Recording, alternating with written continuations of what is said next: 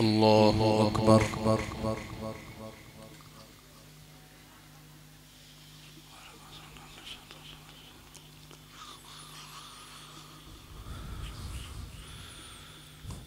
الحمد لله رب العالمين الرحمن الرحيم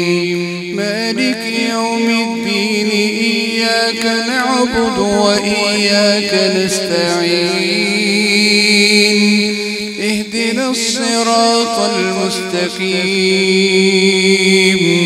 صراط الذين أنعمت عليهم غير المغضوب عليهم ولا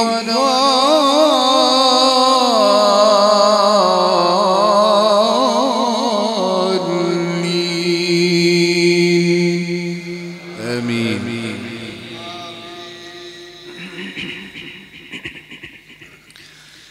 يا أيها الذين آمنوا اتقوا الله حق تقاته ولا تموتن إلا وأنتم مسلمون واعتصموا بحبل الله جميعا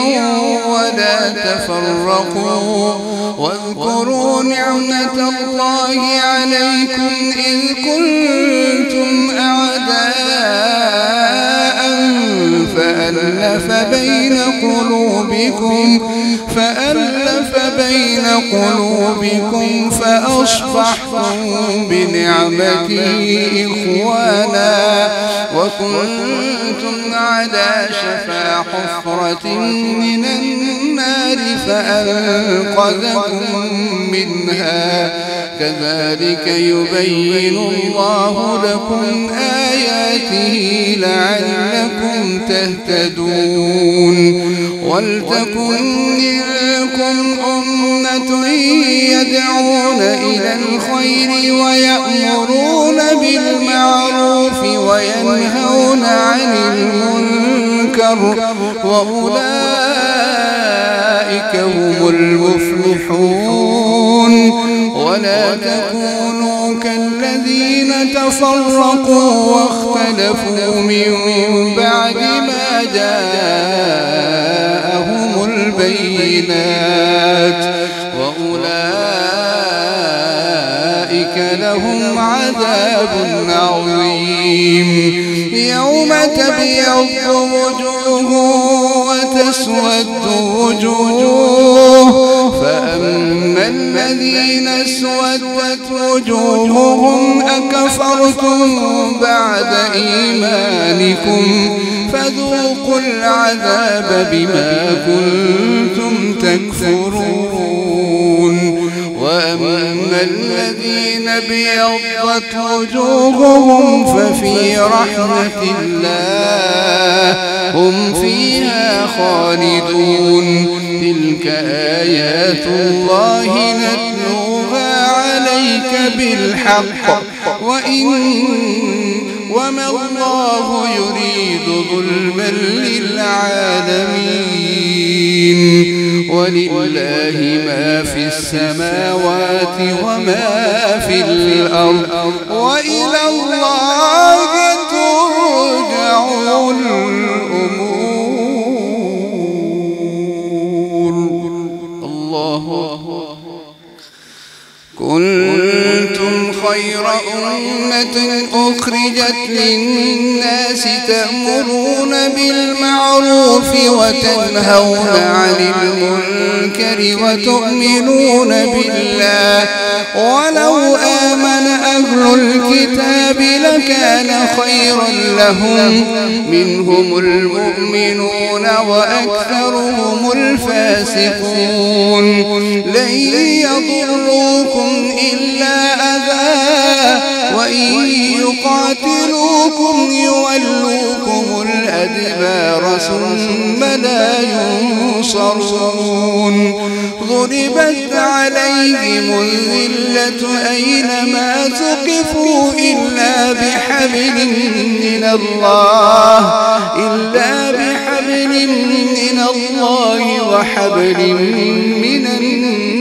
الناس وباءوا بغضب من الله وضربت عليهم المسكنة ذلك بأنهم كانوا يكفرون بآيات الله ويقتلون الأنبياء بغير حق ذلك بما عصوا وكانوا يعتدون ليسوا سواء من أهل الكتاب أمة قائمة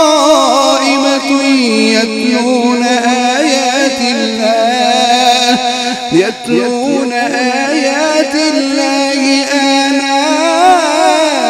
الليل وهم يسجدون يؤمنون بالله واليوم الآخر ويأمرون بالمعروف وينهون عن المنكر ويسارعون في الخيرات وأولئك من الصالحين وما يفعلوا من خير فلن يكفروه والله عليم بالمتقين إن الذين كفروا لن تغني عنهم أموالهم ولا أولادهم من الله شيئا وأولئك أصحاب النار هم فيها خالدون مثل ما ينفقون في هذه الحياة الدنيا كمثل ريح فيها صر أصابت حرث قوم ظلموا أنفسهم فأهلكته وما ظلمهم الله ولكن أنفسهم يظلمون الله